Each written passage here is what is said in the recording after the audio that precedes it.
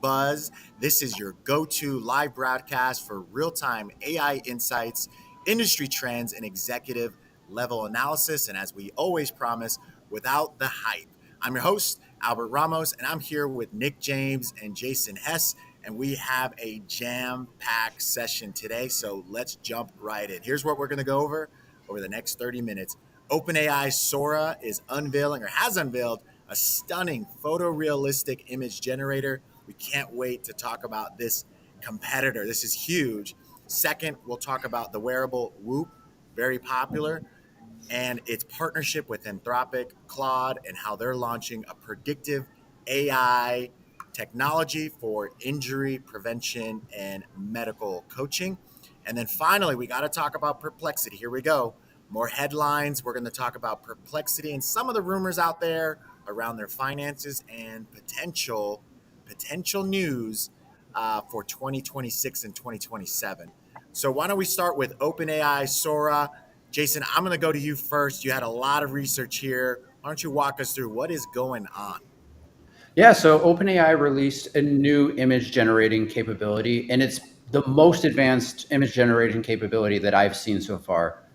In the past, they've done really great jobs at photorealism, but they always struggled with the ability to generate words and also have a consistent theme throughout this. So OpenAI just released their new image capability, and it's really going to be transformational for many businesses.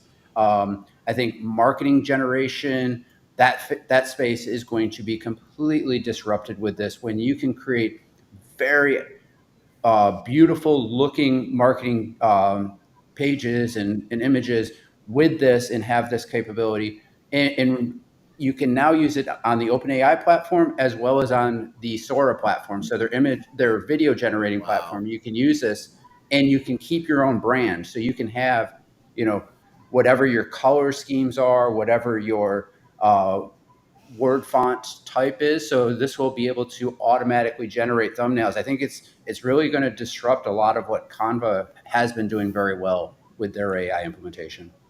Yeah, I'm going to get over to Nick on that piece because there's Canva, there's Adobe, Midjourney, right, Jace? I mean, I'm really interested as you're pointing out some of the font, the high end or ultra HD, right? All the upscaling of their imagery. It's looking really good. So I'm curious to see how this impacts the market. I mean, Nick, what are your thoughts? It's It's shaking things up, yeah, it's shaking things up. It's going back to what we were talking about yesterday, Albert. We're talking about right? market consolidation. Who is the purveyor? Who's the champion of market consolidation? It is OpenAI. Once again, they wait for others to do it really well and they figure out how to do it really well themselves and they consolidate it. Who Yeah, wouldn't want a single, just one page to log into and get access to all the plethora of tools, the AI one tools stop that you shop. need for all modalities, not only just text or coding, but now you have images, you have video, right? Now you'll always have, and I think Adobe is the kind of like that awkward old person in the room, right? Oh, poor Kind of like, Adobe. hey, I've been doing this for years now. I've been doing this for decades. Hey, I have I still use it for experience. signature and contract. When you Yeah, go in there or editing. I think I think we'll probably see something come out of Adobe, but definitely a Canva killer. Yeah. There'll always be more specialist apps out there like Kling and Pika. The prank I did for April Fool's Day for the dad joke, that was I I saw that. used Hedera for that. That's So Can you cool. there's share always how you did that, Nick? Because I think that was Yeah, really yeah. great of what you did. I know. I was gonna Yeah, I text mean, you. it was literally I was laying in bed and I had this realization that oh my God, tomorrow's April 1st. I really got to do something, even if it's like small and goofy. So I went to ChatGPT. I said, hey, it already knows who I am, what White Glove AI is. I say, hey, write me like a quick video script. I'm going to use that the Ghibli art generation you made of me to create a video. And I said, all right. So it gave me a quick 20-second script. I took that script. I went over to Hedera. In Hedera, you can insert an image to anchor the video on, and also the audio that it will use to generate the whole video, right? Because a video is nothing but a bunch of images plus audio.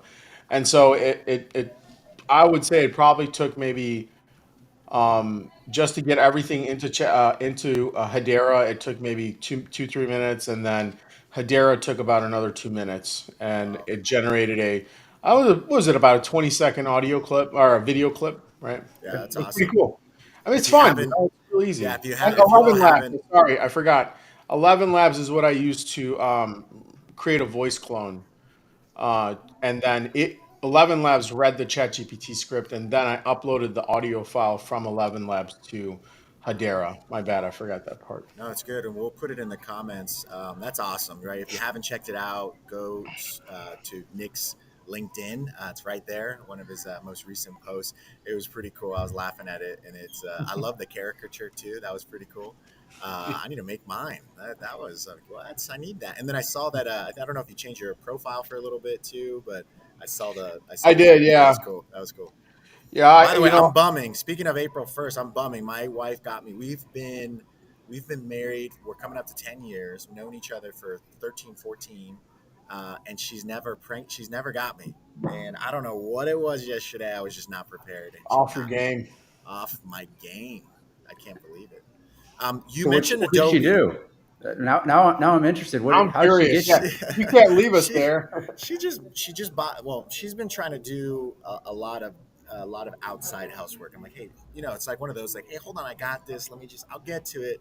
And she's very fierce Italian. She's nope, okay, I'm going. And she's just trying to knock these things out. And then she just got this power washer, and she said she was power washing, and got in her eye. I'm like, oh man, she's gonna be a one-eyed bandit. She's gonna be blind, and she's scaring me. So I called her. I'm What? like, you're okay? And she couldn't hold it together. She was like, I finally got you. I'm like, it's terrible.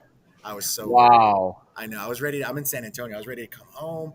I'm thinking the kids, because they're sick and they have fever. I'm like, this is gonna rock this whole week. And so yeah, I was pretty messed up. Anyways, you brought up Adobe. I don't know if y'all saw too. So speaking of like Adobe Canva killers, although I still love Canva. I think there's a lot there Of because they're course. very innovative. But Adobe, their stock dropped like 4 or 5%. Not too good. Yeah, No, you know, and what I liked about this new release is you can layer things on top of it. So you can on take Sora. on Sora or Yeah. on OpenAI, where you can first start with your image, then you can do the Okay. Ghibli transition, and then say, now go 50-50 split, put a line in the middle and an arrow and a before and after under each of the images. And now Wow, you have a thumbnail that you can just generate from 4 prompts. that's Yeah, awesome. and now remember, Jason, like when we were playing around with HeyGen, now we have those UGC generators, right? User generated content, where it's like Albert holding, some cologne, and it's like, he's Yeah, spraying it on his neck, I right? do that every morning. Now it's full video where you can insert your product into the chat, and it will embed your product into an AI Wow. UGC video. It's like you can have a consistent character. Things are getting really crazy, and I think Sora really disappointed.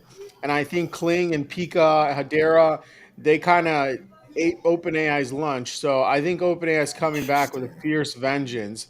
And unfortunately, Canva's going to be caught in the crosshairs here because they do so many things. Now, what Canva can do is they can go to a Kling, they can go to a Pika and say, hey, let's do this thing. Let's There's get that. married. There's that Okay. market consolidation from yesterday morning. Hmm. Okay, Yeah, and so Canva's got the money to do it too. Okay, I was Canva's going to got say the. that. They have the money, they have the team. They're very innovative. I like what they do. But you're right, Sora, OpenAI Sora. It's interesting. It's definitely shaking things up, and it's good. It's making people more competitive. Here's where I'd love to hear from both of you, right? And we got Sam behind the scenes, who's, the up and coming, right? The up and coming generation around AI and marketing. How does this impact the marketing world? Like, there used to be a ton of people that go and do this, and they spend hours coming up with this color palette, coming up with these layers and these imagery, and taking photos and product placement, and the models, the hand models, the people models, right? Like, all of it. You don't have to do that anymore. We don't need that anymore, which is great for cost, right? Your budget cost, your marketing budget goes down, but Your time to market goes down time to significantly. market goes down, but you don't need the team, or at least as large of a team anymore. This is going to become a vegan label play. That's what's going to happen with human Tell me time. more. Tell me more. Okay, I mean, we back in the day we just had produce. We didn't have organic, or sorry, not vegan, but organic versus like inorganic. Like Monsanto sprayed all their stuff all over my veggies. Yeah. So it wasn't until we discovered, or it came to light, that Monsanto is out there like pumping chemicals into our food, that the whole organic movement came about. And then there was a certification process to certify that it was organically grown and there was no pesticide sprayed on your vegetables or your fruits. And then now you have this organic stamp, and now you're paying at least 30 to 40% extra for the same vegetable or fruit in your produce store. So I feel like human produced content is going to become the new organic label, going to be the new organic stamp. What do you think, Jason? I'm not sure. I can see where you're going, but I'm wondering, the only way to differentiate yourself now, especially with generated content, is to spell it wrong. That's Like, hilarious. Yes, yes. I wrote this comment in LinkedIn because it's not perfect I grammar and it's spelled correctly. I actually appreciate when I see misspellings in people's posts now. Do It's you because do that is that? so funny that you say that. I was doing a couple of posts and I misspelled, and I'm like, should I edit it or will people realize? Like, No. it's just Just authentic. leave it. Th- Oops.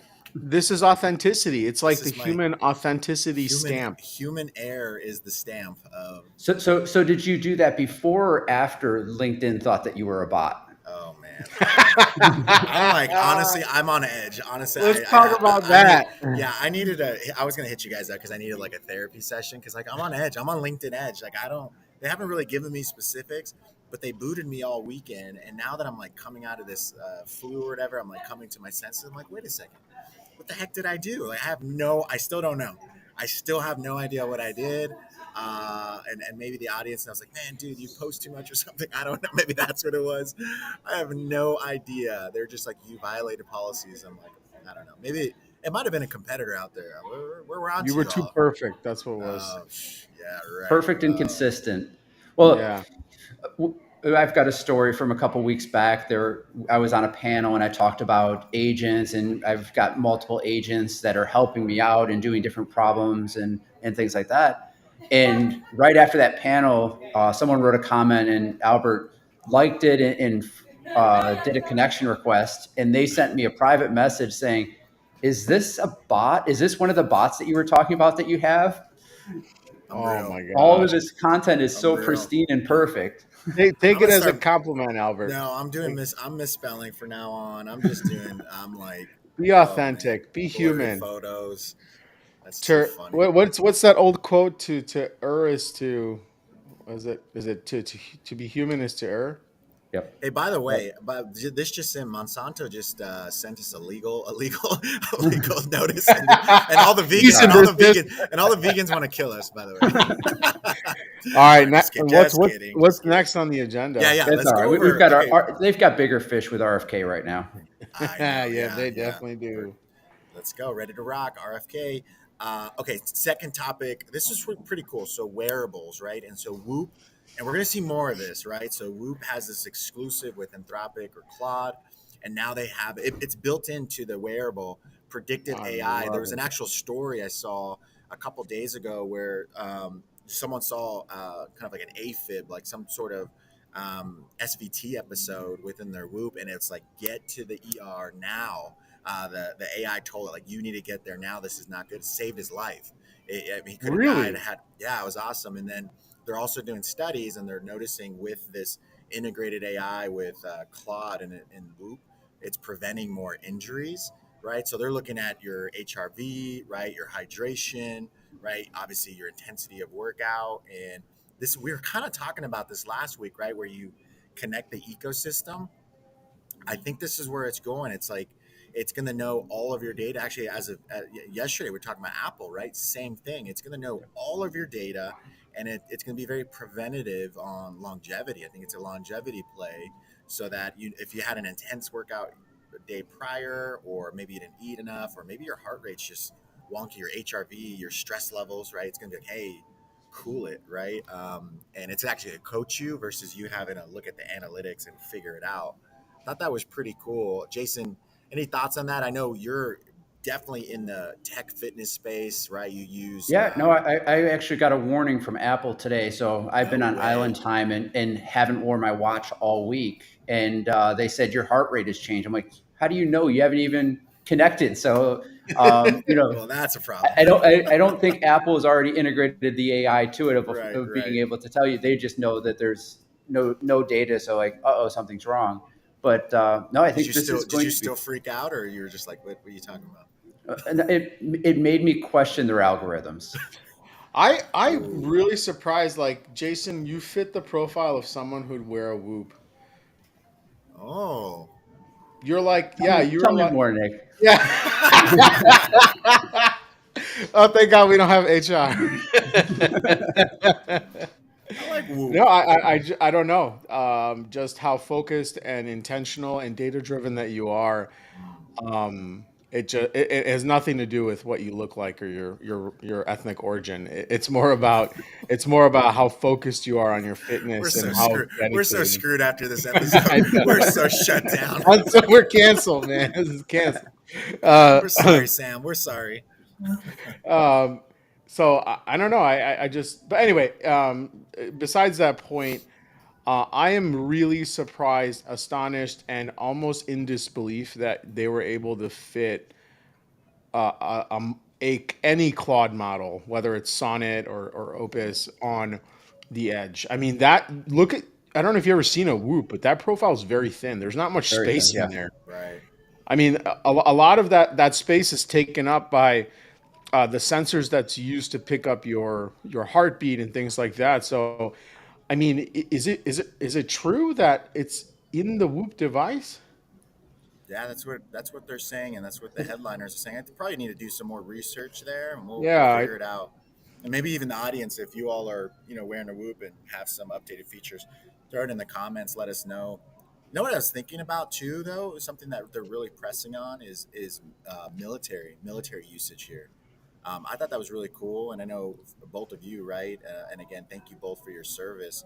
I thought this was pretty cool. So if you think back when you were in the military, and if you had more AI intelligence or AI baked into everything you're doing, right? If you're doing your humps and you're doing your basic and all of that, I don't know. What are your thoughts if you're like, damn man, I need more chow, my heart rate, my HRV, my energy levels. It's like Gunny, help! Like Gunny, it's not me. It's check out my data.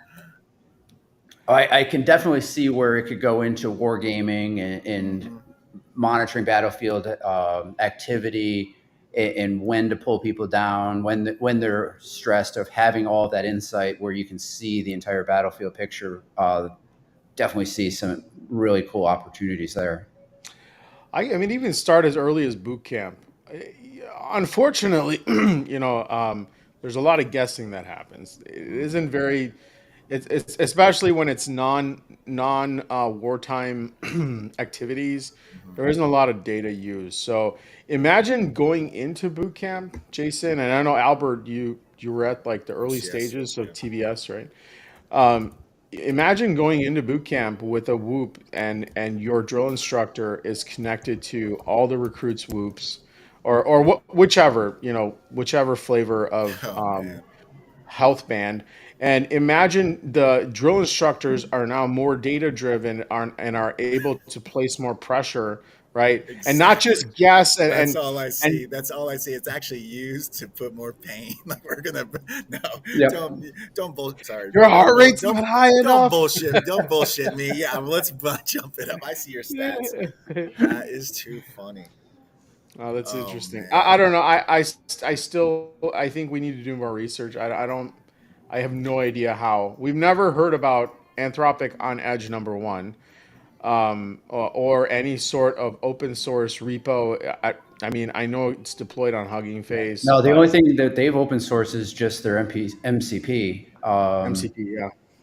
I think that, and that's kind of become the market leader and the de facto solution. Speaking of that, I heard OpenAI is going to release a open source model, which will be very Oh, I interesting. Of know. course, That of was something It's that, course. that gonna came be out early this GPT morning. 3.2 probably. It'll be interesting on what they do with that and if they maintain it, because I think a lot of came with what Llama's been doing with DeepSeek, that pushed them into this route, and maybe the lawsuit with Elon of you're no longer an open source company. Right, But for will profit. that gain the trust of people? Is it getting maintained? Or is it just a publicity stunt to calm some of the noise? Who knows? I mean, I know Grok I was just gonna go typically, there. Yeah. yeah, had a policy. Go ahead. You go ahead, Albert. No, no, no, no. You do it. No, no, because Jason's talking about Elon. I'm like, we got to talk about Grok. We got to Yeah, talk no, about. I meant Grok typically has a policy that if they release a new model, that very soon after the prior deprecated model will just be released openly as open source.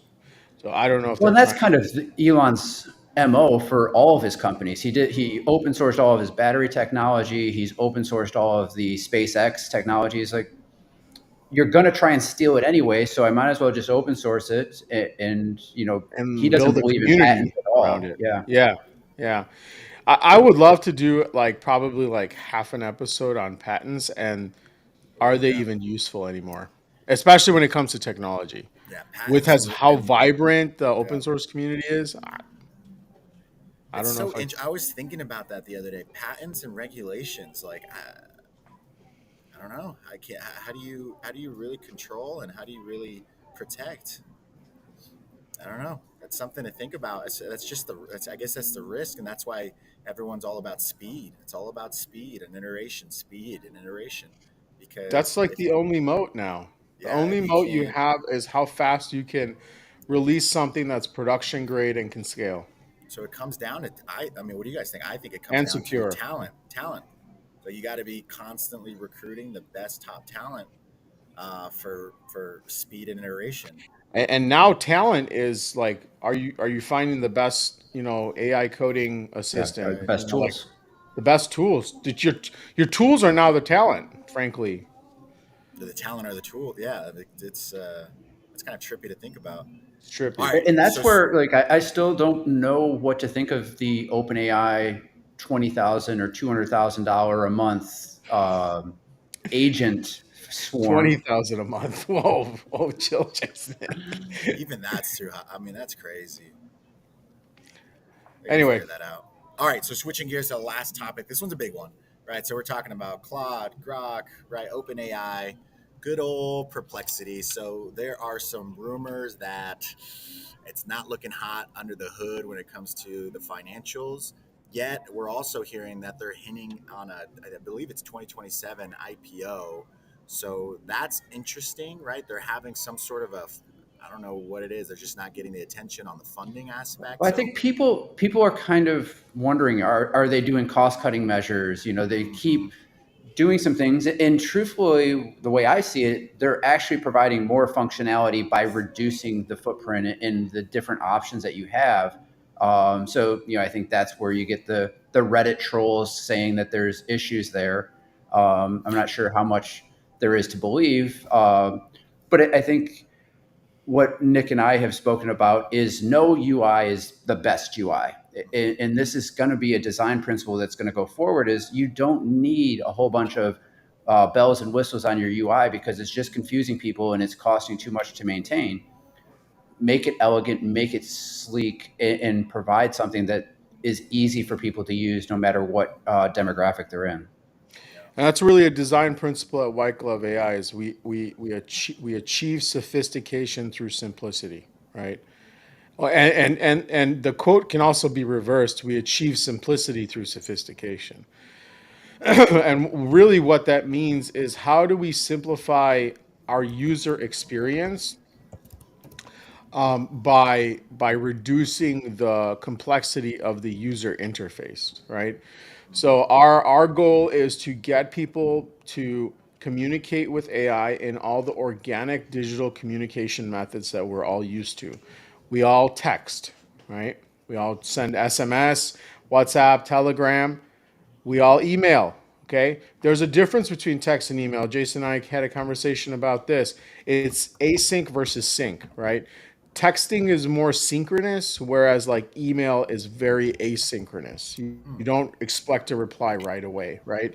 And the highest synchronicity, I don't even know if that's a word. Samantha, you're It gonna have to is now. It is now. is voice, right? So you got text messaging, you got email, you got voice. Okay, I would probably say emails at the bottom. So really async, like mid async is texting, and then voice. Like if I'm calling you Albert, I'm like, hey, what's up, Albert? I'm not gonna wait for a minute or 2 minutes. I'm gonna think you hung up on me. I'm gonna expect a reply right away. So it's full synchronous, right? So I think removing the UI and letting AI speak to humans the way we are organically wired to speak to each other, Yeah. not interface with machines, that's really going to be the winning attribute of future applications. I agree with that. I think the days are running slim. Like I don't know if this is gonna be the thing anymore. I actually think like writing, eventually, doing this or this, I think it'll look down upon. Honestly, I think Yeah, it would I, be like writing in cursive. exactly Writing in writing in cursive. cursive, I think typewriters. there's a beauty, and actually, it's kind of coming back full circle if you think about it, right? The speech language, there is power in it and there's a beauty in it, and I think this technology that we're going through, this revolution, is going to bring us back full circle. Now that also means communicating with the digital species, so that's a little bit different, but I do think like our hands are going to be callus free. Like there's not going to be a lot to do, it's just going to be voice. I think that's kind of cool though. But it's interesting that they're already thinking about IPOing in 2027. Oh, perplexity, yeah, yeah, Perplexity, yeah. yeah. CoreWeave, they IPO'd yesterday, and that's the first true AI play. Hmm. Um, I don't think it went as well as they hoped. Nvidia bought up a lot more. I think they got a lot more out of that. And CoreWeave, for those that don't know, that's a company that does data center GPU set up in because sometimes it's very hard to get all of those GPUs running together. So they're really helping out these model providers to be able to have all that back end. Well, Adobe C.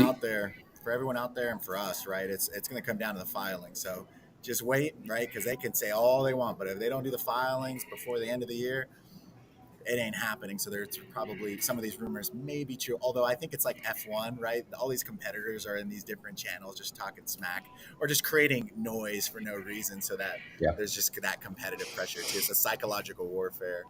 I So would say like even in this like new AI world, building companies, like the composition of companies has completely changed. mm, So what does it mean to get ready for an IPO? Does it mean to become as labor efficient as possible? Is that one of, I don't know. I'll ask the CFO. Is that a target right now traditionally for to prepare for an IPO, or is it to bulk up? that's a great question, right? And I think obviously there's the administrative that's still there and it's becoming more efficient. But speaking of efficiency, I really do think the days of the unicorn and it's just bleeding cash, EBITDA, right? It's, oh, they're great. We got so many subscriptions, great revenue. Their valuation is massive, yet they're not making any money. I think that is going to be unacceptable. With the technology at our fingertips now, the way we have it, like your efficiencies should be there and you should be printing cash pretty dang quick. I don't think will accept what we've accepted, especially from in the tech industry, what we've accepted for the last 10 plus years moving forward. And that's maybe I'm wrong, but and maybe that's because I'm really like we got to start printing cash. Like the cash flow has to be there. I could be wrong, but I think there's no excuse, right? If you build the model right and you have this technology, you don't have the high labor costs, right? Or at least you can be more efficient and productive. And why isn't EBITDA favorable? Why aren't we printing cash, right? If the business is right, the product's right, and all of that experience is right. But Yeah. yeah, that's an interesting one. I'm gonna do more on that behind the scenes. I'm gonna do more research on that and just get more thoughts on that. But that's my initial impression on what will deem acceptable moving forward. Yeah, so we'll look out for those filings for Perplexity. I think we're out of time, Yeah, we're out of time. unfortunately. Man, that was good. That was good. We probably got in trouble in a lot of those those topics. Those are really good. Well, anyways, that's it for the AI morning buzz or AI executive morning buzz. I do want to mention before we close out here, I haven't said it enough. Please make sure to go to our website, whitegloveai.com. Right, there's a ton there. If you haven't seen it, I know many of you follow us on the AI Executive Morning Buzz or AI Executive Podcast, but make sure to take a look at everything that we do, especially the VCAIO and all the services we provide. There is so much there, and we're helping a ton of people out. So don't miss out. So, what I would also challenge for those in the audience, if you're a founder, investor, PE, private equity, and executive, this is your moment to tap in, right? Lean in. I'm hearing a lot more buzz there, so that's exciting. And then again, as we always challenge the audience, stay curious, stay innovative, and our morning buzz shows are every Tuesday, Wednesday, and Thursday at 7:30 a.m. Central, and we look forward to seeing you tomorrow morning. We'll be back. Thanks, y'all.